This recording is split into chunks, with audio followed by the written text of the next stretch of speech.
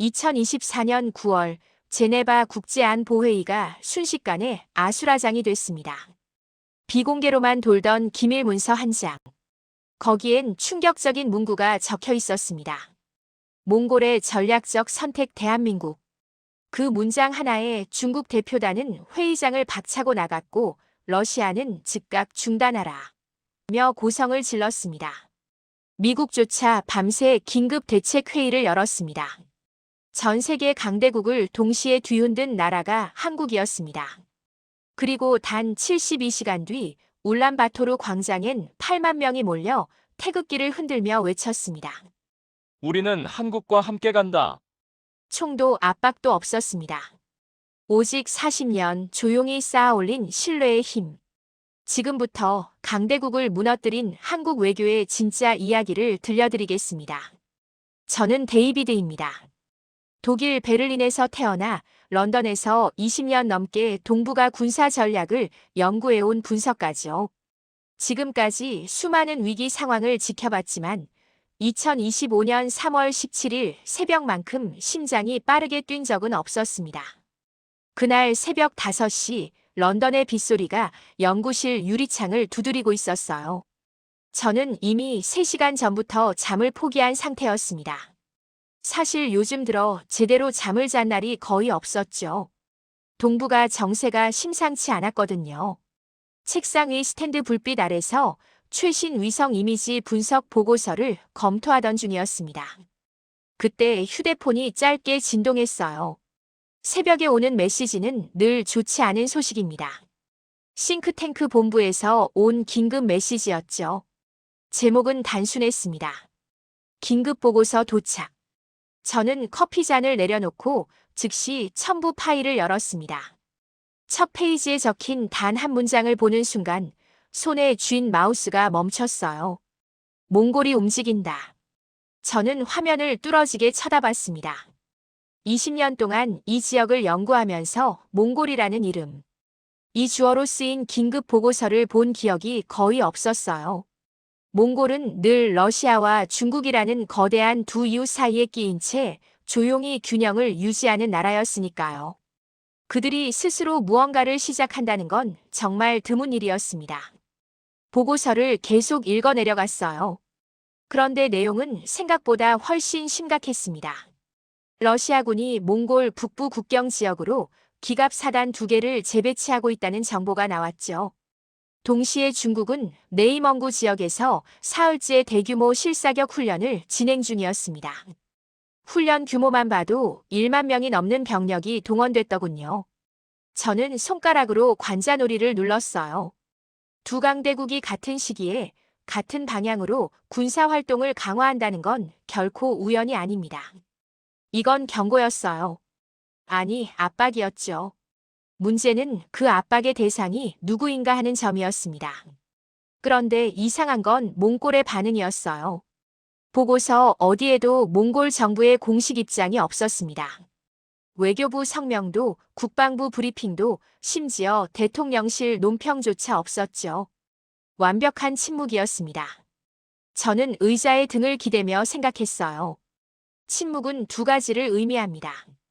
두려움이거나 준비거나. 몽골이 지금 어느 쪽인지 알 수 없다는 게 문제였죠. 그 침묵이 오히려 더 불길하게 느껴졌습니다. 마치 폭풍 전의 고요 같았어요. 저는 커피를 한 모금 마시고 창밖을 바라봤습니다. 런던의 새벽은 여전히 어두웠고 비는 계속 내리고 있었어요. 머릿속으로 시뮬레이션을 돌렸죠. 만약 러시아가 에너지 공급을 차단하면, 만약 중국이 경제 제재를 가하면 몽골은 버틸 수 있을까요? 그때 휴대폰이 다시 울렸습니다. 이번엔 로이터 통신 속보 알림이었죠. 화면에 뜬 제목을 보는 순간 저는 의자에서 벌떡 일어났어요. 서울발 뉴스였습니다. 제목은 3단어로 이루어져 있었죠. 몽골 한국 회담. 저는 순간적으로 숨이 막혔습니다. 한국이라고요? 미국도 아니고 유럽도 아니고 왜 하필 한국인가요? 몽골이 위기 상황에서 선택한 대화 상대가 한국이라는 사실이 도저히 믿기지 않았습니다. 저는 즉시 노트북을 열어 관련 정보를 검색하기 시작했어요. 한국과 몽골 사이에 특별한 군사 동맹이 있는 것도 아니었고, 경제 규모로 보면 한국이 러시아나 중국을 상대할 만한 위치도 아니었습니다. 더구나 한국은 자국의 안보 문제도 복잡한 상황이었죠. 혼란스러웠어요. 이건 논리적으로 맞지 않았습니다. 약소국이 강대국의 압박을 받을 때 선택하는 건 보통 더 큰 강대국입니다. 미국이나 유럽연합 같은 세력이죠. 그런데 한국이라니요? 한국은 스스로도 북한, 중국, 러시아라는 위협에 둘러싸인 나라였습니다. 저는 책상 서랍을 열어 낡은 메모장을 꺼냈어요. 그리고 떨리는 손으로 한 줄을 적었습니다. 지금 보이지 않는 거대한 판이 움직이고 있다. 그런데 나는 그 판의 모양조차 모른다. 빗소리는 계속됐고 런던의 새벽은 여전히 어두웠습니다. 저는 의자에 앉아 모니터를 응시했어요. 20년 동안 쌓아온 제 분석 틀이 흔들리고 있었습니다. 뭔가 새로운 게임이 시작됐는데 저는 그 규칙을 모르고 있었던 거죠. 그리고 그게 가장 두려웠습니다. 그 후 일주일 동안 저는 지옥을 경험했습니다. 거의 잠을 자지 못했어요. 하루에 3시간 정도 눈을 붙이면 다행이었죠. 연구실과 집을 오가며 모든 정보망을 총동원했습니다. 몽골 내부에서 정확히 무슨 일이 벌어지고 있는지 파악해야 했거든요. 제 책상은 완전히 엉망이었어요. 커피잔이 5개나 쌓여 있었고 모니터 화면은 15개의 창으로 가득했습니다. 메모장에는 알아볼 수 없는 글씨들이 빼곡했죠. 동료들은 제가 너무 집착한다고 걱정했지만 저는 멈출 수 없었어요. 그런데 문제가 있었습니다. 정보가 안 나왔어요. 몽골 내부 상황에 대한 믿을 만한 정보가 거의 없었죠. 평소 같았으면 접근할 수 있는 채널들이 모두 막혀 있었습니다. 누군가 정보를 통제하고 있다는 뜻이었어요. 저는 오랜 동료들에게 메일을 보냈습니다. 워싱턴, 베이징, 도쿄, 서울에 있는 분석가들에게 전부요. 답장은 거의 비슷했어요. 우리도 모른다. 상황이 불투명하다. 조금만 기다려봐라. 기다리라고요? 지금 동북아에서 뭔가 터지려고 하는데 기다리란 말입니까? 저는 점점 조급해졌습니다.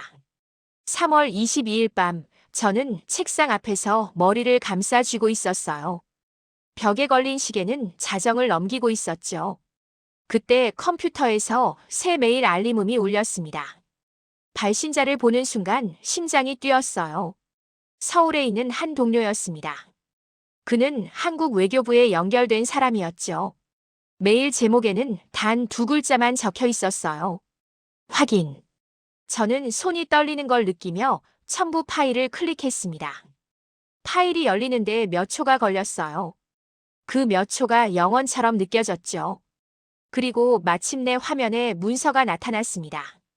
몽골어와 영어가 섞인 내부 문서였어요. 정확히 어떤 경로로 유출됐는지는 알 수 없었지만 진위는 의심할 여지가 없었습니다. 몽골 국가안보회의 공식 양식이었고 도장까지 찍혀 있었으니까요. 저는 숨을 죽이고 문서를 읽어 내려갔습니다. 대부분은 예상 가능한 내용이었어요. 러시아와 중국의 압박에 대한 분석, 에너지 안보 위협, 경제 제재 가능성. 그런데 3번째 페이지에서 제 눈이 멈췄습니다. 한국 모델 국가 생존 전략 참고. 저는 의자 등받이에 몸을 기댔습니다. 심장이 두근거렸어요. 이건 단순한 외교적 수사가 아니었습니다.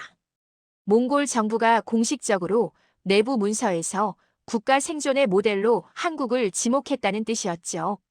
잠시 후 저는 흥분을 가라앉히고 다시 문서를 읽었습니다. 그런데 읽으면 읽을수록 혼란스러웠어요. 문서에는 한국을 선택한 구체적인 이유가 적혀 있지 않았거든요.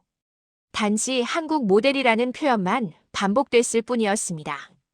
저는 창밖을 바라봤어요. 런던의 밤거리에는 노란 가로등 불빛이 흐릿하게 퍼져 있었습니다. 저는 중얼거렸죠. 왜 한국인가? 도대체 한국이 뭘 가졌길래? 머릿속으로 분석을 시작했습니다. 한국은 기술을 가지고 있었어요. 반도체, 배터리, 디지털 인프라, 경제 구조도 탄탄했죠. 그런데 그건 일본도 마찬가지였고 독일도 마찬가지였습니다. 기술만으로는 설명이 안 됐어요. 그렇다면 뭘까요? 저는 계속 생각했습니다. 한국이 가진 특별한 것, 다른 나라에는 없는 것, 그리고 문득 깨달았어요. 한국은 생존의 모델이었습니다. 강대국 사이에서 살아남은 나라였죠. 남북 분단이라는 최악의 조건 속에서도 민주주의를 지키면서 경제를 성장시킨 나라였습니다. 식민 지배를 겪었고, 전쟁을 겪었고, 군사 독재를 겪었지만 결국 살아남았어요. 몽골에게 한국은 단순한 선진국이 아니었습니다. 한국은 자신들의 미래 그 자체였던 거죠. 러시아와 중국 사이에서 어떻게 살아남을 수 있는지 보여주는 살아있는 증거였어요. 저는 즉시 국제 뉴스를 검색했습니다. 예상대로 반응이 나오기 시작했어요. 베이징에서 먼저 움직였죠. 중국 외교부 대변인은 정례 브리핑에서 이렇게 말했습니다. 특정 국가의 과도한 개입은 지역 안정을 해칠 수 있다. 한국을 직접 거명하지는 않았지만 누구를 겨냥한 말인지는 명백했어요. 그리고 그 말투에는 조급함이 배어 있었습니다. 중국이 조급해한다는 건 뭔가 위협을 느낀다는 뜻이었죠. 다음 날 모스크바도 반응했습니다. 러시아 외무장관은 기자회견에서 몽골과의 전통적 우호 관계를 강조하면서 외부 세력의 개입을 경계해야 한다고 말했어요. 목소리에는 경고의 뉘앙스가 강했습니다. 저는 모니터를 보며 피식 웃음이 나왔어요. 두 강대국이 동시에 반응한다는 건 하나를 의미했습니다. 한국이 진짜로 뭔가 판을 흔들고 있다는 거죠. 만약 한국이 별 볼 일 없는 존재였다면 중국과 러시아가 이렇게 빠르게, 이렇게 노골적으로 반응할 이유가 없었을 겁니다. 그런데 문제가 하나 더 있었어요. 그날 오후 워싱턴에 있는 동료에게서 전화가 왔습니다. 그의 목소리는 긴장되어 있었죠. 데이비드, 미국 국무부가 움직이고 있어. 한국에 압력을 넣으려는 것 같아. 몽골 문제에 깊이 개입하지 말라고. 저는 전화기를 꽉 쥐었습니다. 미국까지요? 이건 예상하지 못한 변수였어요. 미국은 왜 한국을 막으려는 걸까요? 동맹국인 한국이 영향력을 확대하는 게 미국에게 나쁠 리 없는데 말이죠. 동료가 덧붙였습니다. 미국은 중국, 러시아와의 관계를 건드리고 싶어 하지 않아. 지금 몽골 문제로 긴장이 고조되는 걸 원하지 않는 거지. 전화를 끊고 저는 한참 동안 멍하니 앉아 있었어요. 한국은 지금 사면초가였습니다. 중국과 러시아는 경고하고 미국은 제동을 걸고 유럽은 관망하고 그 속에서 한국은 몽골과 함께 외로운 길을 가려 하고 있었죠. 저는 메모장에 새로운 문장을 적었습니다. 한국은 지금 혼자다. 그리고 그게 가장 위험한 순간이다. 그날 밤 저는 잠들 수 없었어요. 머릿속으로 계속 시나리오를 그렸습니다. 만약 중국이 한국 기업을 제재하면, 만약 러시아가 한국을 위협하면, 만약 미국이 지원을 철회하면 한국은 버틸 수 있을까요? 답은 불확실했습니다. 그리고 그 불확실함이 저를 불안하게 만들었어요. 저는 결심했습니다. 더 이상 런던 연구실에 앉아서 보고서만 들여다볼 수는 없었어요. 직접 가서 봐야 했습니다. 4월 초 저는 몽골행 비행기에 몸을 실었죠. 울란바토르 공항에 도착한 건 현지 시각으로 저녁 6시쯤이었습니다. 입국장을 빠져나오는 순간 저는 멈칫했어요. 공항 로비 한가운데에 걸린 대형 광고판이 눈에 들어왔거든요. 거기에는 한국어가 크게 적혀 있었습니다. 함께 가요. 한국과 몽골. 저는 광고판 앞에 서서 한참을 쳐다봤어요. 공항 광고라는 건 그 나라가 외부에 보여주고 싶은 얼굴입니다. 몽골이 지금 한국과의 관계를 이렇게 전면에 내세운다는 게 놀라웠죠. 택시를 잡아 타고 시내로 향했습니다. 차창 밖 풍경을 보는 동안 저는 계속 놀랄 수밖에 없었어요. 거리 곳곳에 한국어가 보였거든요. 버스 정류장 광고에도, 건물 외벽에도, 심지어 노점상 간판에도 한글이 적혀 있었습니다. 택시 기사는 라디오를 틀어놨는데 거기서 한국 노래가 흘러나왔어요. 몽골어 방송이었는데 중간중간 한국 가요를 틀어주더군요. 저는 기사에게 물었습니다. 몽골에서 한국 음악이 인기가 많나요? 기사는 백미러로 저를 보며 웃었어요. 지금은 한국이 전부죠. 젊은 사람들은 한국 노래만 듣고 한국 드라마만 보고 한국 옷만 입어요. 그의 말투에는 약간의 체념이 섞여 있었습니다. 마치 거스를 수 없는 흐름을 받아들인 사람의 목소리였죠. 호텔에 짐을 풀고 저는 곧장 거리로 나갔습니다. 직접 보고 싶었어요. 보고서로 읽는 것과 눈으로 보는 건 완전히 다른 문제니까요. 중심가를 걷는데 놀라운 광경이 펼쳐졌습니다. 카페 간판 절반 이상이 한국어로 적혀 있었어요. 서울 브루잉, 한빛 카페, 코리아 하우스. 심지어 순수 몽골어 이름을 쓴 가게도 한글로 부제를 달아놨더군요. 저는 한 카페 앞에서 멈춰 섰습니다. 유리창 너머로 안이 보였어요. 20명 정도 되는 젊은이들이 앉아 있었는데 절반 정도가 노트북을 펴놓고 뭔가 작업하고 있었죠. 그런데 이상했습니다. 그들이 서로 대화하는 소리가 들렸는데 한국어였어요. 저는 믿을 수 없어서 카페 안으로 들어갔습니다. 카운터에서 주문하는 손님도 한국어를 썼어요. 아메리카노 하나 주세요. 발음은 어색했지만 문장 자체는 완벽했습니다. 저는 구석 자리에 앉아 주변을 관찰했어요. 옆 테이블에는 2명의 청년이 앉아 있었습니다. 그들은 한국어로 대화하고 있었죠. 오늘 날씨 정말 좋아요. 네, 맞아요. 어제 그 드라마 봤어요. 아, 봤어요. 마지막 장면 진짜 슬펐어요. 저는 더 이상 참지 못하고 그들에게 다가갔습니다. 실례지만 여쭤봐도 될까요? 왜 한국어로 대화하시나요? 두 청년은 저를 보고 잠시 놀란 표정을 지었어요. 그러다 한 명이 영어로 대답했습니다. 당신은 외국인이군요. 우리는 한국어가 더 편해요. 몽골어보다 훨씬 자연스러워요. 저는 그 말을 듣는 순간 소름이 돋았습니다. 자기 나라 언어보다 외국어가 더 편하다고요? 이건 단순한 유행이 아니었어요. 정체성의 변화였습니다. 다른 청년이 덧붙였습니다. 우리는 한국처럼 되고 싶어요. 아니, 솔직히 말하면 우리는 이미 한국 사람 같아요. 한국말로 생각하고 한국 방식으로 일하고 한국 문화를 따라가요. 그게 우리 미래거든요. 저는 그들에게 더 물었습니다. 러시아나 중국은 어때요? 그들도 몽골에 많은 영향을 주지 않나요? 첫 번째 청년이 고개를 저었어요. 러시아와 중국은 우리를 억압해요. 그들은 몽골이 약하기를 바라죠. 하지만 한국은 달라요.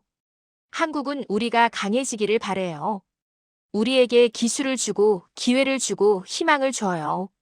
저는 카페를 나와 계속 거리를 걸었습니다. 서점에 들어가 봤어요. 입구부터 한국어 교재가 산처럼 쌓여 있었습니다. 30일 완성 한국어, 비즈니스 한국어, K-문화 이해하기.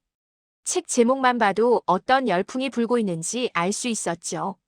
서점 주인에게 물었습니다. 이 책들이 많이 팔리나요? 주인은 피곤한 표정으로 대답했어요. 매일 품절이에요. 재고가 들어오면 사흘 안에 다 나가요. 한국어 교재는 아무리 쌓아놔도 모자라요. 저는 서점을 나와 학원가로 향했습니다. 거기서 본 광경은 더 충격적이었어요. 건물마다 한국어 학원 간판이 걸려 있었거든요.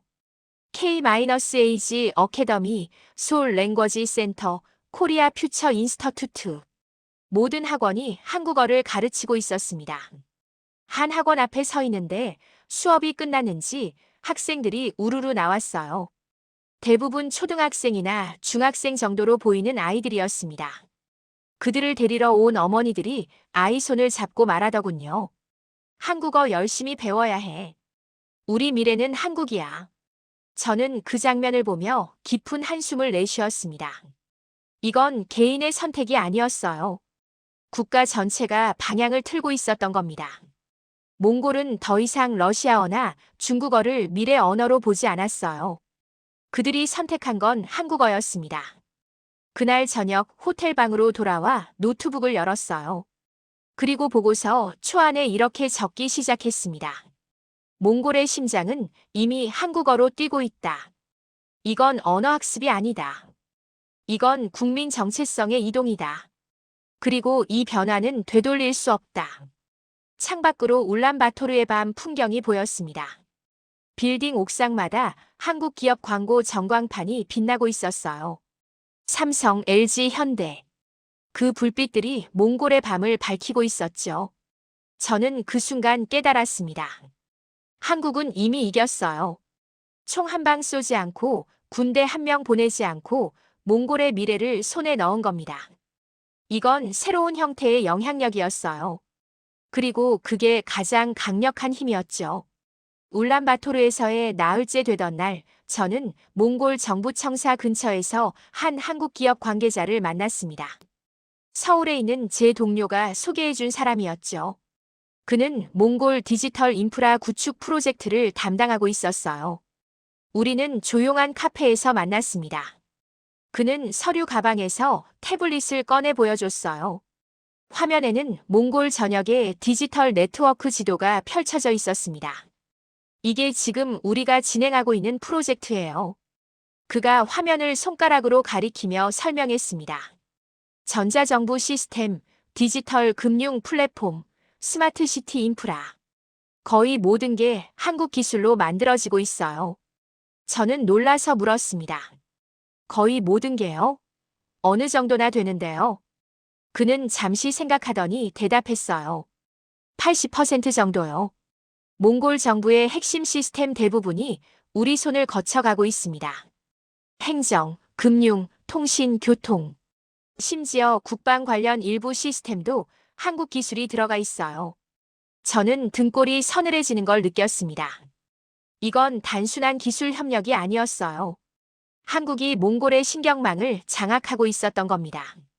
디지털 시대의 시스템을 장악한다는 건 그 나라의 미래를 쥐고 있다는 뜻이었죠. 중국이나 러시아는 이 사실을 알고 있나요? 제가 물었습니다. 그는 씁쓸하게 웃었어요. 당연히 알죠. 그래서 난리가 났어요. 특히 베이징이 심각하게 받아들이고 있습니다. 그날 오후 저는 호텔로 돌아와 국제 뉴스를 검색했습니다. 예상대로 중국 쪽에서 움직임이 포착됐어요. 중국 국영 언론이 한국의 몽골 진출을 비판하는 기사를 쏟아내고 있었습니다. 표현은 우회적이었지만 메시지는 명확했죠. 그런데 더 충격적인 소식이 있었습니다. 만주 지역에서 한국어 열풍이 번지고 있다는 보도였어요. 특히 옌벤 조선족자치주에서는 한국 기업 취업을 준비하는 청년들이 급증하고 있다고 했습니다. 저는 즉시 옌벤에 있는 현지 소식통에게 연락했어요. 그는 전화 너머로 긴장된 목소리로 말했습니다. 데이비드, 여기 분위기가 심상치 않아요. 젊은 세대가 완전히 한국 쪽으로 기울고 있어요. 그들은 중국 기업보다 한국 기업에서 일하길 원하고 중국 문화보다 한국 문화를 선호해요. 정부가 통제하려고 하지만 이미 늦었어요. 만주까지요? 저는 놀라서 되물었습니다. 네, 만주뿐만이 아니에요. 내몽골 지역도 비슷해요. 한국 드라마, 한국 음악, 한국 패션. 모든 게 넘어오고 있어요. 국경으로 막을 수 있는 게 아니에요. 인터넷으로 다 들어오니까요. 전화를 끊고 저는 한참 동안 멍하니 앉아 있었습니다. 상황이 제 예상보다 훨씬 심각했어요. 한국의 영향력이 몽골을 넘어 중국 내부까지 침투하고 있었던 겁니다. 다음 날 베이징의 대응이 나왔습니다. 중국 정부는 만주와 내몽골 지역에서 한국 관련 콘텐츠에 대한 검열을 강화한다고 발표했어요. 한국 드라마와 예능 프로그램의 방영을 제한하고 한국 기업의 채용 활동을 감시하기 시작했죠. 하지만 이미 늦었습니다. 인터넷 시대에 정보를 막는다는 건 불가능했어요. 젊은이들은 VPN을 써서 한국 콘텐츠를 보고 SNS를 통해 한국 문화를 접했습니다. 중국 정부가 뭘 하든 흐름을 막을 수 없었죠. 러시아도 비슷한 고민에 빠졌습니다. 4월 중순 모스크바에서 긴급 안보회의가 열렸다는 소식이 들렸어요. 의제는 명확했습니다. 몽골에서의 한국 영향력 확대에 어떻게 대응할 것인가. 저는 모스크바에 있는 옛 동료에게 전화했습니다. 그는 러시아 외무부와 가까운 사람이었죠. 그가 들려준 이야기는 놀라웠어요. 러시아 정부가 굉장히 긴장하고 있어. 그가 낮은 목소리로 말했습니다. 몽골의 디지털 시스템이 한국 손에 넘어갔다는 게 가장 큰 문제야. 안보 위협으로 보고 있어. 게다가 몽골 젊은이들이 러시아어 대신 한국어를 배우고 있잖아. 이건 문화적 패배를 의미해. 러시아도 뭔가 조치를 취하나요? 이미 취하고 있어. 몽골에 대한 천연가스 공급을 줄이기 시작했어. 공식적으로는 기술적 문제라고 하지만 다들 압박이라는 걸 알아. 겨울이 오면 몽골은 난방 문제로 심각한 어려움을 겪을 거야. 전화를 끊고 저는 창밖을 바라봤습니다. 울란바토르의 하늘은 맑았지만 제 마음은 무거웠어요. 강대국들이 본격적으로 움직이기 시작했습니다. 경제 압박, 에너지 제재, 정보 통제. 모든 수단을 동원해서 한국과 몽골의 관계를 끊으려 하고 있었죠. 저는 노트북을 열어 보고서를 수정하기 시작했습니다. 손가락이 키보드 위에서 빠르게 움직였어요. 한국은 무기를 보내지 않는다. 한국은 미래를 보낸다. 기술, 문화, 신뢰. 이 세 가지가 한국의 힘이다. 그리고 강대국들은 바로 그 보이지 않는 힘을 가장 두려워한다. 그날 밤 저는 호텔방에서 국제 뉴스 채널을 켰어요. CNN에서 동북아 특집을 방송하고 있었습니다. 화면에는 울란바토르 거리 풍경이 나왔고 앵커가 말했습니다. 몽골에서 조용한 혁명이 일어나고 있습니다. 그 중심에 한국이 있습니다. 저는 화면을 보며 고개를 끄덕였어요. 맞는 말이었습니다. 혁명이 일어나고 있었어요. 총성 없는 혁명, 피 흘리지 않는 혁명. 그리고 그 혁명은 이미 승리를 향해 가고 있었습니다. 하지만 동시에 저는 불안했어요. 강대국들이 가만히 있을 리 없었거든요. 그들은 반드시 반격할 겁니다. 문제는 그 반격이 어떤 형태로 올지 한국과 몽골이 그걸 견딜 수 있을지였죠. 창밖으로 울란바토르의 밤이 깊어가고 있었습니다. 저는 메모장에 한 줄을 더 적었어요. 폭풍이 온다. 그리고 그 폭풍의 중심에 한국이 서 있다. 5월 초 저는 제네바로 향했습니다. 유엔 주최로 동북아 안보 포럼이 열린다는 소식을 들었거든요. 이번 회의에는 한국, 중국, 러시아, 몽골 대표단이 모두 참석한다고 했어요. 저는 이 자리를 놓칠 수 없었습니다.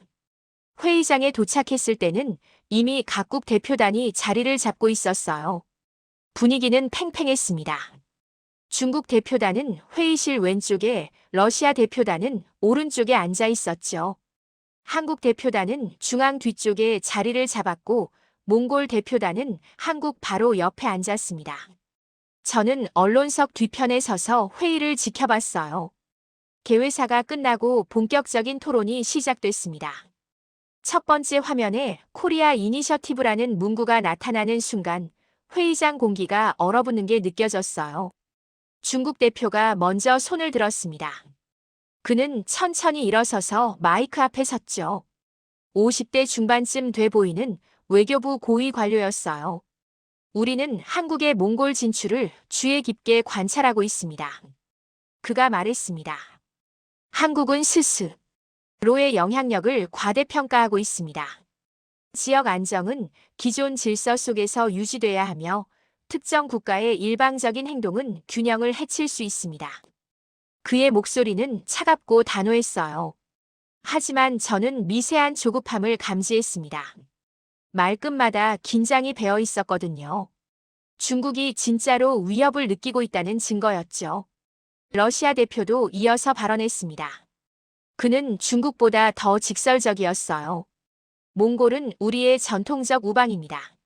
외부 세력이 이 지역에 과도하게 개입하는 것은 역사적 관계를 무시하는 행위입니다. 우리는 이를 용납할 수 없습니다. 회의장이 술렁였어요. 용납할 수 없다는 표현은 외교적으로 상당히 강한 경고였습니다. 저는 한국 대표단을 바라봤죠. 그들은 조용히 앉아 있었지만 긴장한 기색이 역력했어요. 그때 한국 대표가 자리에서 일어났습니다. 30대 후반쯤 돼 보이는 젊은 외교관이었어요. 그는 단정한 정장을 입고 있었고 얼굴에는 담담한 표정이 떠올라 있었습니다. 그는 마이크 앞에 섰어요. 잠시 회의장을 둘러본 뒤 입을 열었죠. 먼저 중국과 러시아 대표단의 우려에 감사드립니다. 그가 말했습니다. 하지만 분명히 말씀드리고 싶은 게 있습니다. 한국은 경쟁을 원하지 않습니다. 회의장이 조용해졌어요.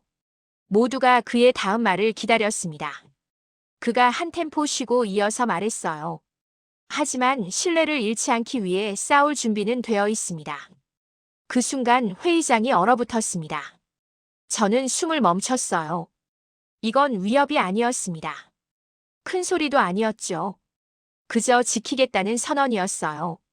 하지만 그 울림은 총성보다 강했습니다. 한국 대표는 계속 말했어요. 우리는 몽골에 군대를 보내지 않았습니다. 경제 제재를 하지도 않았습니다. 우리가 보낸 건 기술이고 기회이고 희망입니다. 그리고 그 대가로 우리가 받은 건 신뢰입니다. 그는 중국 대표를 바라봤어요. 신뢰는 강요로 얻어지지 않습니다.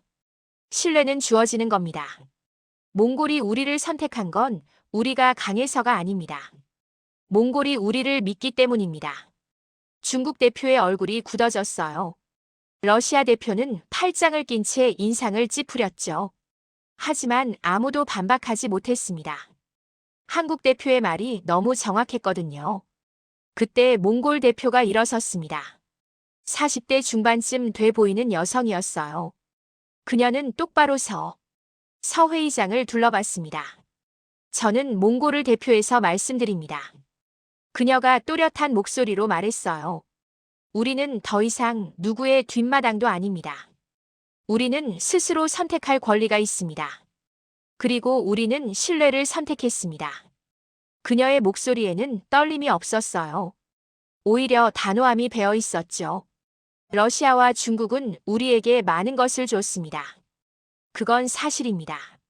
하지만 그들이 준 건 의존이었습니다. 한국이 우리에게 준 건 독립입니다. 회의장이 다시 술렁였어요. 독립이라는 단어가 주는 무게가 컸습니다. 몽골 대표는 계속 말했죠. 우리는 한국과 함께 새로운 미래를 만들 겁니다. 그 누구도 우리를 막을 수 없습니다. 저는 그 장면을 보며 전율을 느꼈어요. 작은 나라가 거대한 나라들 앞에서 당당하게 자신의 길을 선언하는 모습이었습니다. 그리고 그 옆에 한국이 서 있었죠. 회의는 예정보다 1시간 일찍 끝났습니다. 더 이상 논의할 게 없었거든요. 중국과 러시아는 할 말을 잃었고 한국과 몽골은 이미 메시지를 전달했으니까요. 회의장을 나서는 한국 대표를 복도에서 마주쳤습니다. 저는 다가가서 말을 걸었어요. 인상적인 발언이었습니다. 제가 말했습니다. 하지만 이제 시작 아닌가요? 중국과 러시아가 가만히 있을 것 같지 않은데요. 한국 대표는 잠시 저를 바라보더니 조용히 웃었어요. 그럴 겁니다. 그가 말했습니다. 하지만 우리는 준비돼 있어요. 신뢰는 위기 속에서 증명되는 거니까요. 그는 그렇게 말하고 복도 끝으로 사라졌습니다. 저는 그 자리에 한참 서 있었어요. 그의 말이 계속 귓가에 맴돌았거든요. 신뢰는 위기 속에서 증명된다. 그날 밤 호텔 방으로 돌아와 저는 노트북을 열었습니다. 보고서에 새로운 챕터를 추가하기 시작했어요. 손가락이 키보드 위에서 빠르게 움직였습니다. 오늘 제네바에서 새로운 선언이 울렸다. 한국과 몽골은 신뢰를 선택했고 그 신뢰를 지키기 위해 싸우겠다고 말했다. 이건 단순한 외교 수사가 아니다. 이건 새로운 시대의 시작이다. 힘이 아니라 신뢰가 국제관계를 만드는 시대 말이다. 창밖으로 제네바의 밤 풍경이 보였습니다. 레만 호수가 달빛에 반짝이고 있었어요. 고요. 하고 평화로운 풍경이었죠. 하지만 저는 알고 있었습니다. 이 고요함은 오래가지 않을 거라는 걸요. 폭풍이 다가오고 있었고 그 폭풍은 곧 모든 걸 시험할 겁니다. 한국의 신념을, 몽골의 결단을, 그리고 신뢰라는 보이지 않는 힘을 말이에요. 6월 초 저는 다시 몽골로 돌아왔습니다. 이번에는 울란바토르가 아니라 초원지대였어요. 한국과 몽골이 공동으로 진행하는 재생에너지 프로젝트 현장을 취재하기 위해서였죠. 수도에서 차로 3시간을 달려 도착한 곳은 끝없이 펼쳐진 초원이었습니다. 그리고 그 한가운데 믿을 수 없는 광경이 펼쳐져 있었어요. 수백 개의 태양광 패널이 초원을 뒤덮고 있었습니다. 햇빛을 받아 반짝이는 패널들은 마치 거대한 거울 같았죠. 현장에는 수십 명의 사람들이 작업하고 있었어요. 한국인 기술자와 몽골인 기술자가 함께 땀 흘리며 일하고 있었습니다. 저는 작업복을 입은 한 한국인 엔지니어에게 다가갔어요. 여기서 뭘 하시는 건가요? 제가 물었습니다. 그는 손에 쥔 공구를 내려놓고 저를 바라봤어요. 30대 초반쯤 돼 보이는 젊은 남성이었습니다. 태양광 발전 시스템을 설치하고 있어요. 그가 말했습니다. 이 프로젝트가 완성되면 몽골 전체 전력의 15%를 여기서 생산할 수 있어요. 친환경 에너지로요. 저는 주변을 둘러봤습니다. 한국 기술자 옆에는 항상 몽골 기술자가 함께 있었어요. 그들은 같은 작업을 하며 서로 대화를 나누고 있었죠. 한 한국인 엔지니어가 옆에 있는 몽골 기술자에게 말했습니다. 형, 이쪽 라인부터 연결하면 됩니다. 몽골 기술자는 환하게 웃으며 대답했어요. 알겠어요, 형님. 저는 그 장면을 보며 놀랐습니다. 형님이라고 부르다니요. 이건 단순한 동료 관계가 아니었어요. 진짜 형제처럼 대하고 있었던 겁니다. 점심시간이 되자 모두가 한 곳에 모여 식사를 했어요. 한국 음식과 몽골 음식이 섞인 도시락이었습니다. 저도 그들과 함께 앉아 밥을 먹었죠. 한 몽골 기술자가 저를 보더니 말을 걸었어요. 당신은 누구세요? 저는 연구자입니다. 이 프로젝트를 보고 싶어서 왔어요. 그는 고개를 끄덕이더니 초원을 바라봤습니다. 여기 오기 전까지 저는 일자리가 없었어요. 그가 말했습니다. 몽골에는 좋은 일자리가 별로 없거든요. 그런데 한국 기업이 왔어요. 저를 채용해주고 기술을 가르쳐줬어요. 이제 저는 태양광 전문가예요. 그의 목소리에는 자부심이 담겨 있었어요. 한국 사람들은 우리를 동등하게 대해요. 그가 덧붙였습니다. 우리를 가르칠 때도 명령하지 않아요. 같이 배우자고 해요.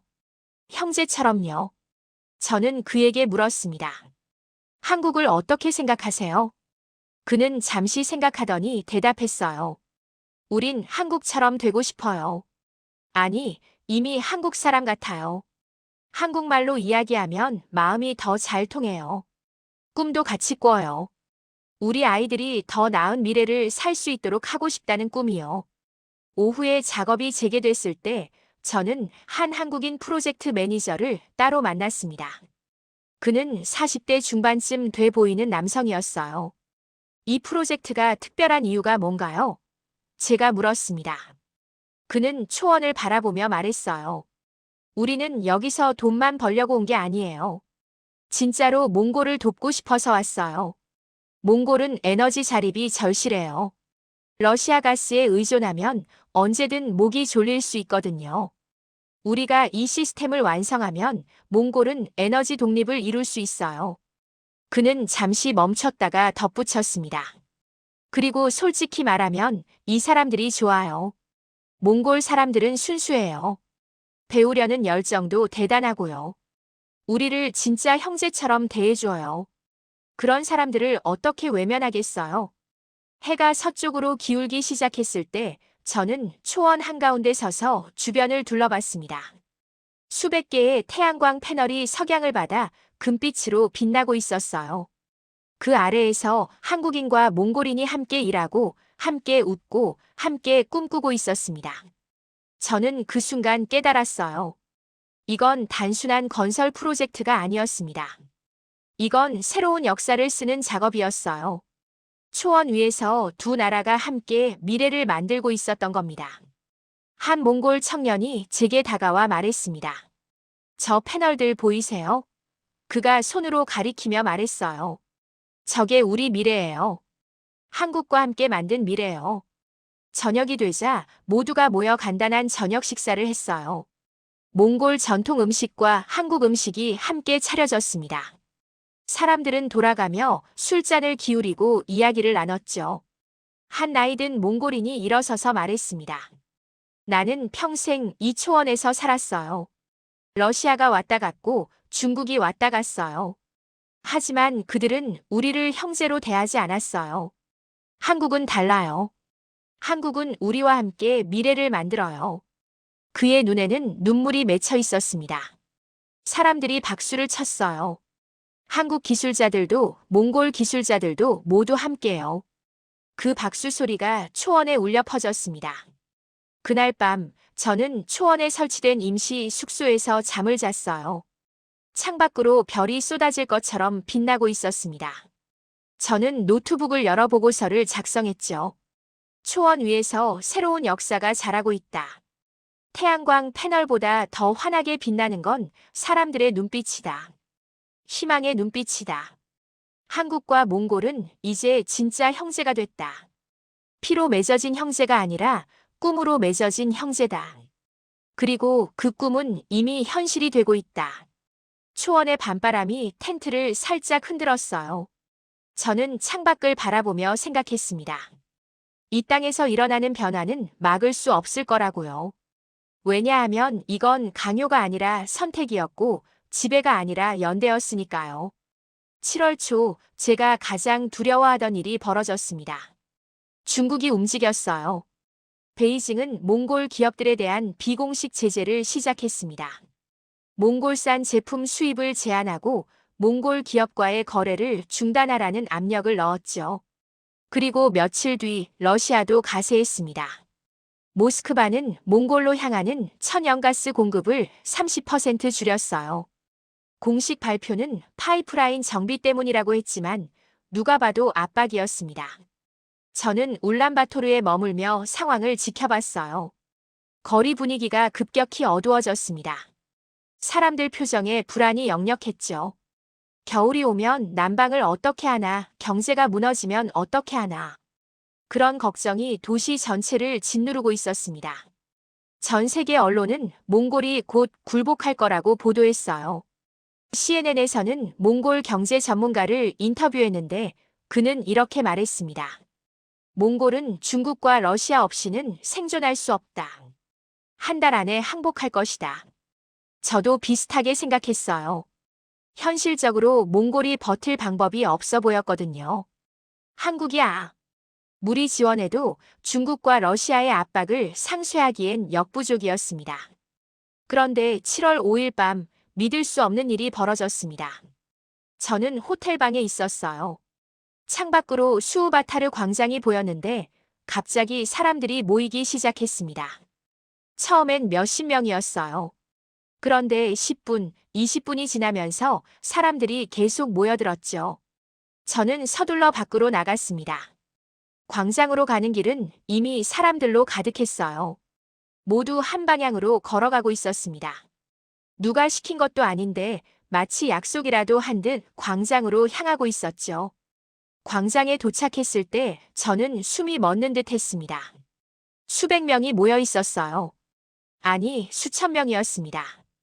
그리고 계속 늘어나고 있었죠. 사람들은 아무 말 없이 촛불만 들고 서 있었습니다. 침묵 속의 집회였어요. 구호도 없고 연설도 없었습니다. 그저 촛불을 들고 서 있을 뿐이었죠. 저는 한 청년에게 다가가 물었습니다. 왜 여기 모인 건가요? 그는 잠시 저를 바라보더니 조용히 대답했어요. 우리는 포기하지 않는다는 걸 보여주려고요. 밤이 깊어질수록 사람들은 더 모여들었습니다. 수만 명이 광장을 가득 채웠어요. 촛불이 만든 빛의 물결이 광장 전체를 밝히고 있었습니다. 그때 단상에 한 청년이 올라갔습니다. 25쯤 돼 보이는 남성이었어요. 그는 마이크를 잡고 떨리는 목소리로 말했습니다. 우리는 두렵습니다. 그가 말했어요. 겨울이 무섭고 경제 붕괴가 무섭고 미래가 불확실해서 무섭습니다. 광장이 조용해졌어요. 모두가 그의 말에 귀 기울였습니다. 하지만 더 무서운 건 따로 있습니다. 그가 목소리를 높였어요. 다시 누군가의 뒷마당이 되는 겁니다. 다시 누군가의 눈치를 보며 사는 겁니다. 그게 가장 무섭습니다. 사람들이 고개를 끄덕였습니다. 우리는 한국과 함께 갑니다. 그가 외쳤어요. 순간 광장 전체가 하나의 목소리가 됐습니다. 한국과 함께, 한국과 함께. 그 함성이 밤하늘을 울렸습니다. 저는 그 순간 전율을 느꼈어요. 이건 단순한 집회가 아니었습니다. 이건 한나라 전체의 의지 표명이었죠. 그때 믿기 힘든 일이 벌어졌습니다. 광장 뒤편에서 새로운 무리가 나타났어요. 처음엔 누군지 몰랐습니다. 그런데 가까이 다가오자 저는 깜짝 놀랐죠. 그들은 몽골인이 아니었습니다. 얼굴 생김새가 달랐어요. 옷차림도 달랐고요. 그리고 그들이 든 작은 플래카드에는 한자가 적혀 있었습니다. 만주에서 온 사람들이었어요. 그들 중 한 남성이 단상에 올랐습니다. 40대 초반쯤 돼 보이는 사람이었죠. 그는 마이크를 잡고 서툰 한국어로 말했습니다. 우리는 만주에서 왔습니다. 그가 떨리는 목소리로 말했어요. 국경을 넘어서 여기까지 왔어요. 광장이 숨을 죽였습니다. 우리도 한국을 믿습니다. 그가 계속 말했어요. 우리도 함께 가고 싶습니다. 우리도 자유롭게 살고 싶어요. 그의 눈에서 눈물이 흘러내렸습니다. 당신들은 혼자가 아닙니다. 그가 외쳤어요. 우리가 있어요. 광장이 폭발했습니다. 환호와 박수와 함성이 터져 나왔죠. 몽골 사람들이 만주에서 온 사람들을 껴안았습니다. 국적도 언어도 모든 게 달랐지만 그 순간 그들은 하나였어요. 저는 그 장면을 보며 눈물이 날 것 같았습니다. 이건 상상도 못한 일이었어요. 국경을 넘어 연대가 이루어지고 있었던 겁니다. 중국 정부의 통제를 뚫고 위험을 무릅쓰고 사람들이 여기까지 온 거죠. 촛불이 흔들렸습니다. 그러나 그것은 바람 때문이 아니었어요. 사람들의 울림 때문이었습니다. 희망과 연대의 울림이었죠. 저는 그날 밤 광장에서 새벽까지 있었어요. 사람들은 밤새 자리를 지켰습니다. 누가 지시한 것도 아닌데 모두가 끝까지 남아 있었죠. 새벽녘 동쪽 하늘이 밝아오기 시작했을 때 한 나이든 여성이 단상에 올랐습니다. 그녀는 조용히 말했어요. 오늘 밤 우리는 국경이 무너지는 걸 봤어요. 사람들의 마음이 하나로 이어지는 걸 봤습니다. 이게 진짜 힘이에요. 총이나 돈이 아니라 사람의 마음이 만드는 힘이죠.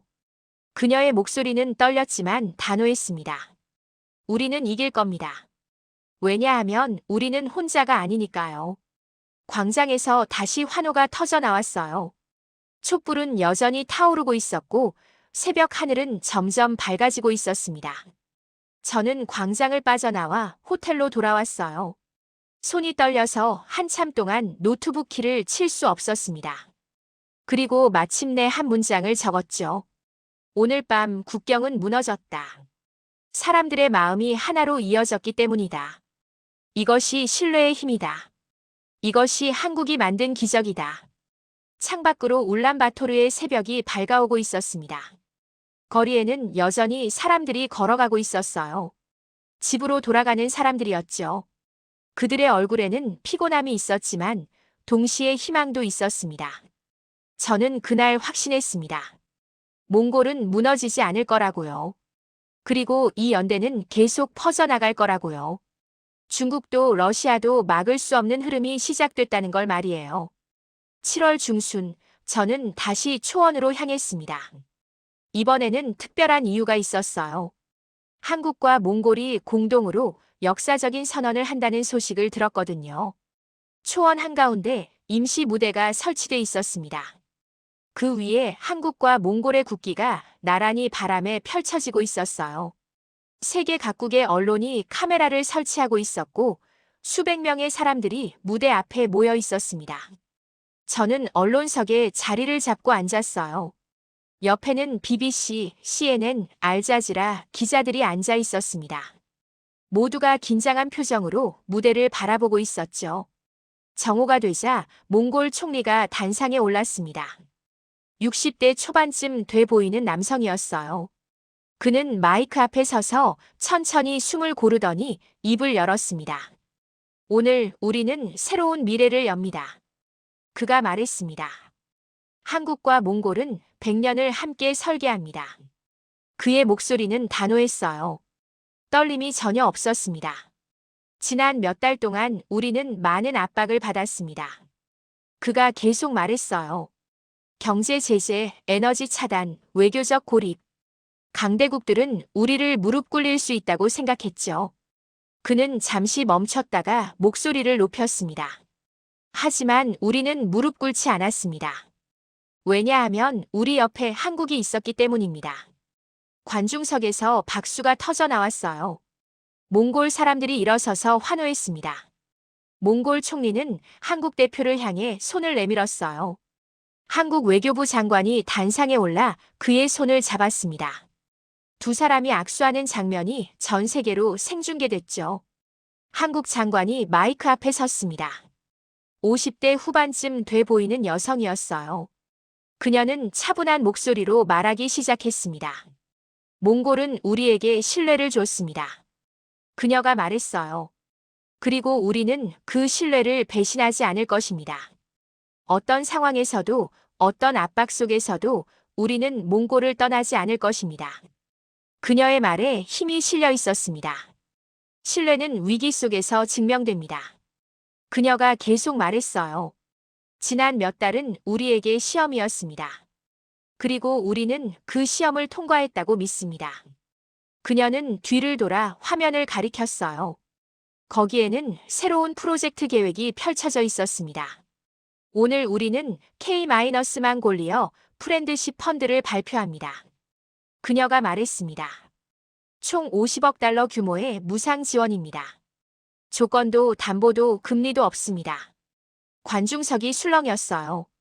무상 지원이라고요? 50억 달러를요? 한국 장관은 계속 말했습니다. 이 자금은 몽골의 에너지 자립, 디지털 인프라, 교육 시스템, 의료 시스템 구축에 쓰일 것입니다. 우리는 몽골이 어떤 나라에도 의존하지 않고 독립적으로 설 수 있도록 돕겠습니다. 그녀는 잠시 숨을 고르더니 마지막 문장을 말했어요.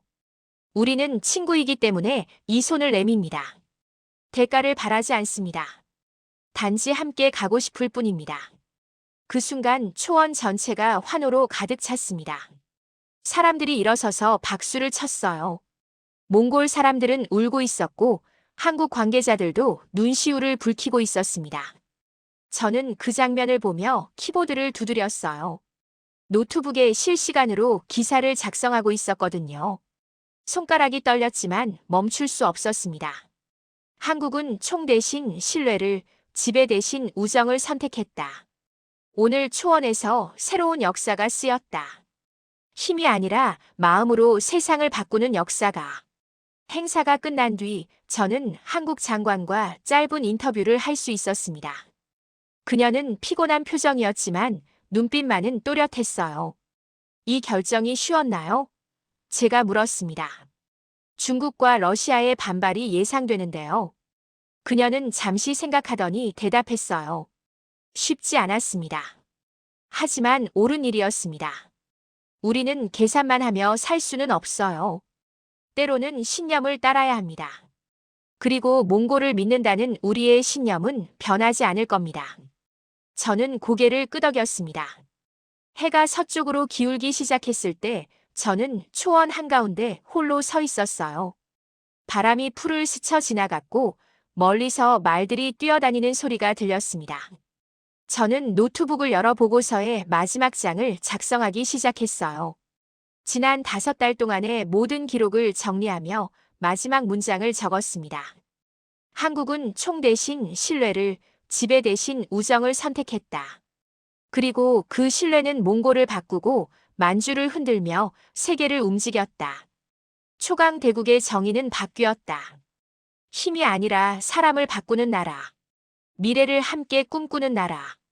그 중심에 한국이 있다. 저는 화면을 보며 한참 동안 멈춰 있었어요. 20년 동안 군사 전략을 연구하면서 이런 경우는 처음이었습니다. 전쟁 없이 세상이 바뀌는 걸 본 건 말이죠. 초원의 바람이 지나갔습니다. 그 바람은 새로운 시대의 시작을 알리고 있었어요. 힘이 지배하던 시대는 끝나고 신뢰가 연결하는 시대가 시작되고 있었습니다. 저는 노트북을 닫고 초원을 바라봤어요. 저 멀리 태양광 패널들이 석양을 받아 빛나고 있었습니다. 그 빛은 단순한 전기가 아니었어요. 그건 희망의 빛이었고 미래의 빛이었으며 신뢰의 빛이었습니다. 그리고 저는 확신했습니다. 이 이야기는 여기서 끝나지 않을 거라고요. 이건 시작일 뿐이라고요. 한국과 몽골이 만든 이 새로운 길을 더 많은 나라들이 따라올 거라고요. 바람이 다시 불었습니다. 초원의 풀들이 일제히 한쪽으로 흔들렸어요. 마치 새로운 세상을 향해 손짓하는 것 같았습니다. 저는 가방을 메고 천천히 걸어 나왔습니다. 뒤돌아보니 한국과 몽골의 국기가 여전히 바람에 펄럭이고 있었어요. 두 깃발은 나란히 같은 높이로 같은 방향을 향해 흔들리고 있었습니다. 그게 답이었습니다. 지배하지 않고 억압하지 않고 단지 함께 가는 것. 그게 새로운 세상을 만드는 방법이었던 거죠.